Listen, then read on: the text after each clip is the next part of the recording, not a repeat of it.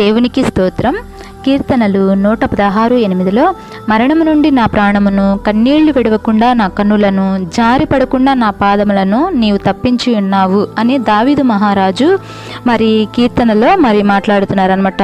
మరి శత్రువైన సౌలు చేత అనేక సార్లు తరమపడుచు మరి దేవుని సన్నిధిలో దేవునికి విధేయుడయ్యి మరి దేవుణ్ణి ఆరాధిస్తున్నాడు అనమాట.